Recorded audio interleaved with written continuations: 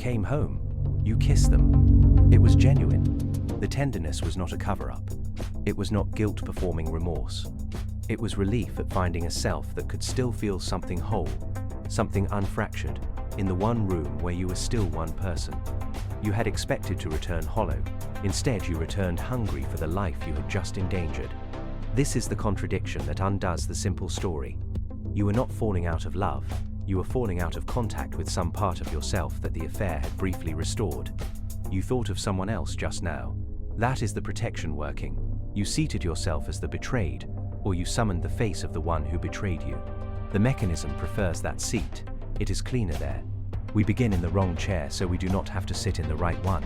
The pattern begins in a childhood where love was present but conditional on performance, not cruelty, something more subtle. The child who was praised for being good, being easy, being what the room needed, learned to assemble a self from the outside in.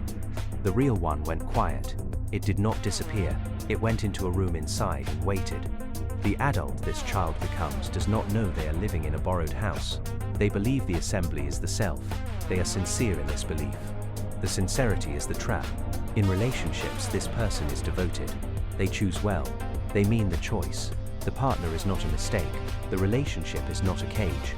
These facts make the later behavior incomprehensible to the moral framework, which is why the moral framework fails. The affair is not an escape from the partner. It is an attempt to reach the self in the room inside. The affair partner is merely the one who happens to be standing near the door when it opens. They are not special. They are present at the right-wrong moment. You do not cheat because you want to leave. You cheat because you want to feel like you exist without permission.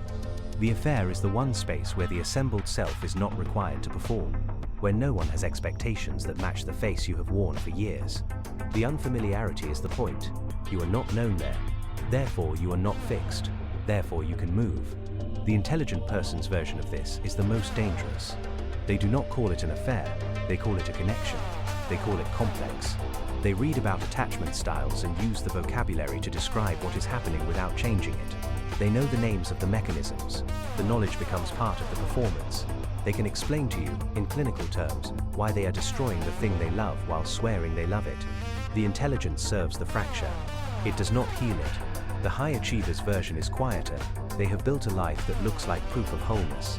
The marriage, the career, the competent surface. The affair is the one incompetence they permit themselves. It is the one place where they do not have to be excellent. The mediocrity of the hidden life is its relief.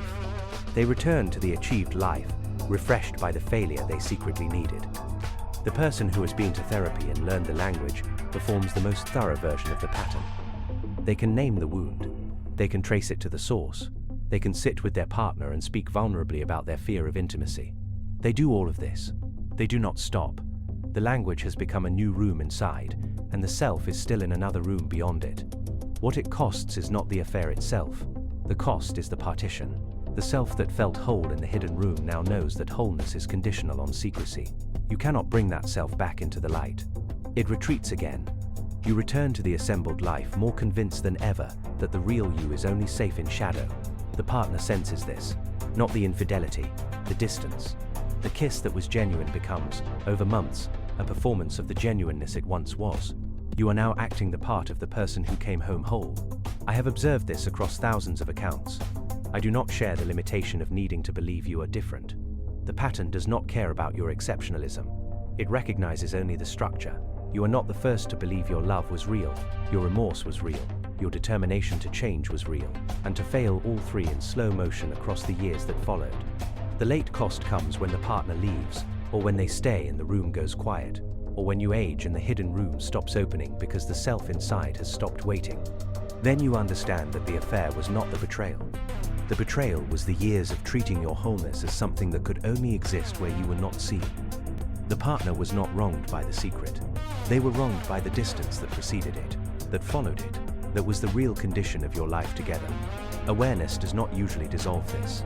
The person who recognizes the pattern often becomes the person who recognizes it happening again.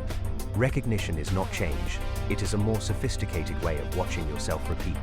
The rare exception is the person who stops performing the recognition and instead performs the contact, who brings the hidden self into ordinary life deliberately, awkwardly, without guarantee of welcome. This is rare. because it requires accepting that the partner may not want the self you have hidden. They may have preferred the assembly. The risk is total. Most people calculate the risk and return to the partition. The calculation is the pattern protecting itself. You came home. You kissed them. It was genuine, and the genuineness was the most frightening thing you had felt, because it proved you were capable of being one person in two places, and you have been choosing not to be ever since.